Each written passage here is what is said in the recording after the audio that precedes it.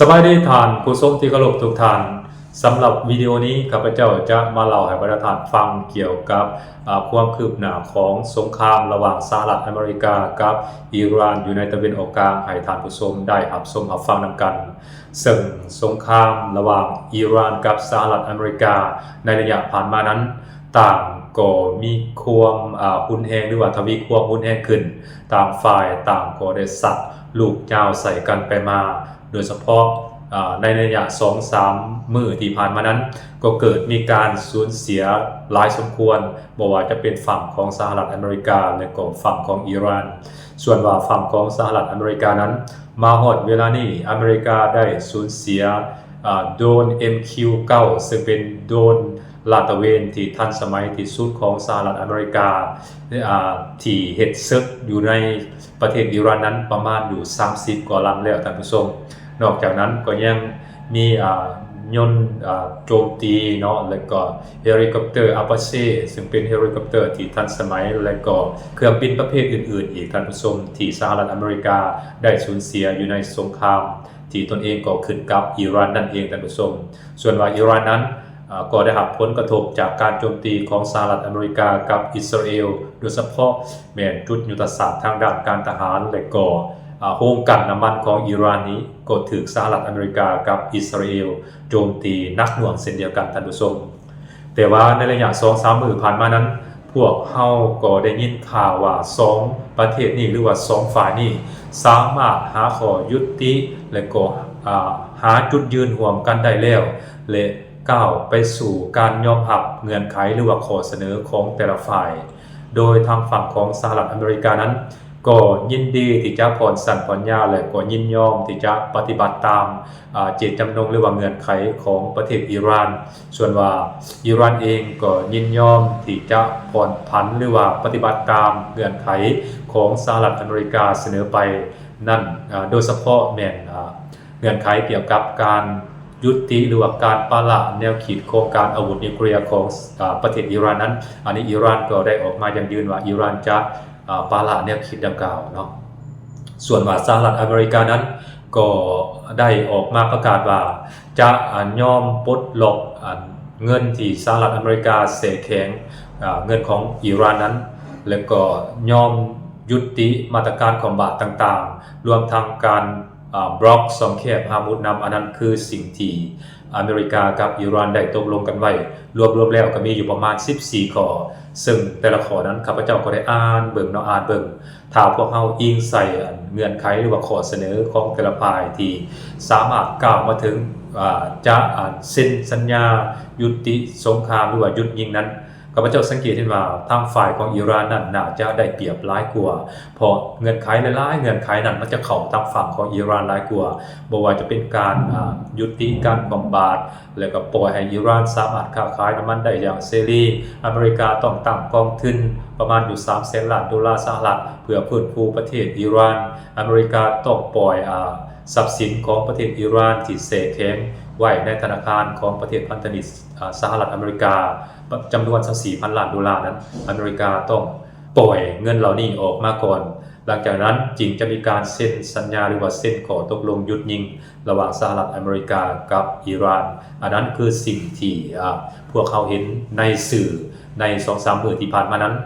แต่เบิ่งคือว่ามาฮอดวันที่16-17นี้เบิ่งคือว่าขอตกลงดังกล่าวหรือว่าเงื่อนไขที่ตกลงกันดิบดีนั่นนะเบิ่งคือว่ามันจะไปบ่รอดแล้วท่านผู้ชมเพราะอิหร่านเองก็ได้ออกมาประกาศแล้วว่าทางว่าอิสราเอลนั้นบ่ยุติโจมตีประเทศเลบานอนขอตกลงที่ได้เห็นดีเป็นเอกภาพกันกับประเทศสหรัฐอเมริกานั้นก็อาจจะไปบ่ถึงฝั่งฝันและก็อาจจะมีการเปิดฉากโจมตีประเทศอิสราเอลและก็กองทัพของสหรัฐอเมริกาต่อไปก็เป็นไปได้เพราะอเมริกานั้นก็ยังให้การสนับสนุนประเทศอิสราเอลในการโจมตีประเทศเลบานอนและก็ปาเลสไตน์อยู่เพราะฉะนั้นเรื่องนี้ก็เป็นสิ่งหนึ่งที่น่าจับตาหรือว่าเป็นประเด็นหนึ่งที่น่าจับตามองหลายที่สุดท่านผู้ชมเพราะตัวแปรที่สำคัญอีกอันหนึ่งนั้นบ่แม่นเฉพาะแต่สหรัฐอเมริกากับอิหร่านจะสามารถตกลงกันได้เท่านั้นแต่ตัวแปรที่สำคัญนั่นก็คือตัวละครจากฝั่งของอิสราเอลนั่นเองเพ ราะหลังจากที่สหรัฐอเมริกากับอิหร่านนั้นได้ประกาศว่าจะเซ็นสัญญาตกลงหยุดยิงกันในระยะเวลา60วันเป็นระยะเวลา60วันนั้นทางฝั่งของอิสราเอลนั้นก็ได้แสดงอาการบ่พอใจเป็นอย่างยิ่งและก็ออกมาประกาศว่าจะบ่ยอมปฏิบัติตามข้อตกลงที่สหรัฐอเมริกากับอิหร่านเซ็นกันอย่างแน่นอนข้อตกลงดังกล่าวนั้นจะบ่ผูกพันเกี่ยวกับการบุกโจมตีของอิสราเอลที่มีต่อประเทศเลบานอนแต่อย่างใดอิสราเอลจะบ่ยอมถอนทัพออกจากเลบานอนอิสราเอลจะสืบต่อโจมตีประเทศเลบานอนต่อไปและถ้าว่ามีความจำเป็นนั้นอิสราเอลจะปูพรมโจมตีประเทศอิหร่านต่อไปถ้าว่าอิหร่านนั้นมีความเสี่ยงต่อความมั่นคงหรือว่าเป็นภัยคุกคามต่อความมั่นคงการอยู่รอดการดำรงคงตัวของอิสราเอลจะโจมตีประเทศอิหร่านสิ่งดังกล่าวนั้นมันได้แสดงให้พวกเขาเห็นว่าข้อตกลงหยุดยิงที่จะเซ็นกันระหว่างสหรัฐอเมริกากับอิหร่านนั้นมันมีสิทธิ์ที่จะล้มได้ถ้าว่าประเทศสหรัฐอเมริกาภายใต้การนำของโดนัลด์ทรัมป์นั้นยังบ่สามารถควบคุมหรือว่าบีบบังคับให้พฤติกรรมของอิสราเอลเปลี่ยนแปลงไปให้เคารพข้อตกลงหยุดยิง60วันที่ได้เซ็นกันกับอิหร่านนั้นอันนี้มันก็มีสิทธิ์ที่จะเกิดความรุนแรงในตะวันออกกลางได้เช่นเดียวกันท่านผู้ชมและที่สำคัญในข้อตกลงหยุดยิงหรือว่าเงื่อนไขตกลงหยุดยิงระหว่างสหรัฐอเมริกากับอิหร่านนั้นมันมีเงื่อนไขโหดๆอยู่หลายข้อด้วยกันท่านผู้ชมบอกว่าจะกองทัพสหรัฐอเมริกานั้นจะต้องย้ายคนออกจากภูมิภาคตะวันออกกลางโดยเฉพาะแม้นย้ายคนออกจากการปิดล้อมประเทศอิหร่านอเมริกาต้องค้ำประกันความปลอดภัยให้ประเทศอิหร่านอเมริกาต้องปลดล็อกทรัพย์สินที่อเมริกาเสแข็งของอิหร่านนั้นอยู่ในต่างประเทศนั้นอเมริกาต้องปลดล็อกที่สำคัญอเมริกาจะบ่มีสิทธิ์เข้ามาก้าวไก่กิจการภายในของประเทศอิหร่านจะบ่มีสิทธิ์เข้ามาเปลี่ยนแปลงระบบการปกครองของประเทศอิหร่านอันนั้นคือสิ่งที่ประเทศอิหร่านได้ยื่นขอเสนอไปยังฝั่งของสหรัฐอเมริกาและองค์การสหประชาชาติองค์การจัดตั้งสากลต่างๆนั้นต้องเข้ามามีส่วนรับประกันความมั่นคงของประเทศอิหร่านอเมริกาห้ามโจมตีประเทศอิหร่านแบบถาวรอันนั้นคือสิ่งที่คิดในแง่ความเป็นไปได้นั้นมันมีหน่อยที่สุดที่สหรัฐอเมริกาจะบ่กลับมาโจมตีประเทศอิหร่านเพราะข้าพเจ้าเชื่อเนี่ยว่าจังใดมันเป็นเพียงกุศโลบายหรือว่าเป็นเพียงกลอุบายของสหรัฐอเมริกาที่พยายามเซ็นสัญญายุติสงครามพยายามเซ็นสัญญาสงบศึกกับประเทศอิหร่านเพราะว่าในความเป็นจริงแล้วอเมริกาบ่ได้ต้องการนั้นอเมริกาต้องการเอาชนะประเทศอิหร่านแต่ว่ามาฮอดเวลานี้ปัจจุบันนี้อเมริกาเองก็ยังบ่ทันสามารถเอาชนะประเทศอิหร่านได้อยู่เพราะฉะนั้นจุดประสงค์ของสหรัฐอเมริกาที่ต้องการโค่นล้มระบบการปกครองของอิหร่านที่ต้องการครอบครองพลังงานของอิหร่านนั้นจะบ่เปลี่ยนแปลงไปอย่างแน่นอนท่านผู้ชมเมื่อใดที่อเมริกาบ่บรรลุเป้าหมายเมื่อนั้นมันก็อาจจะมีการประเสริญหน้ากันระหว่างสหรัฐอเมริกากับอิหร่านได้ทุกเวลาในอนาคตท่านผู้ชมอันนั้นคือสิ่งที่ข้าพเจ้าคิดว่าพวกเขาต้องรอติดตามรับชมรับฟังนำกันต่อไป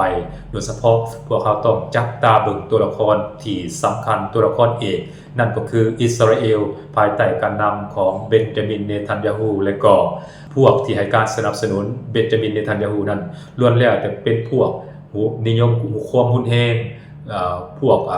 มักก่อสงครามเป็นต้นอันนี้เห็นบ่มีแต่อเมริกาเส้นฝ่ายเดียวอเมริกาบ่สามารถเฮ็ดหยังได้เพราะอเมริกาเองก็ยังบ่ทันสามารถควบคุมพฤติกรรมควบคุมการเคลื่อนไหวของประเทศอิสราเอลได้อยู่เห็นบ่มันเป็นลักษณะประสาทท่านผู้ชมอันนั้นคือสิ่งที่ข้าพเจ้าได้นำมาเว้าและก็มาสนทนากับท่านผู้ชมได้รับชมรับฟังนำกันเกี่ยวกับความคืบหน้าของความขัดแย้งของสงครามระหว่างอิหร่านกับสหรัฐอเมริกาในเวลานี้และก็ในวิดีโอนี้ท่านผู้ชมสบายดี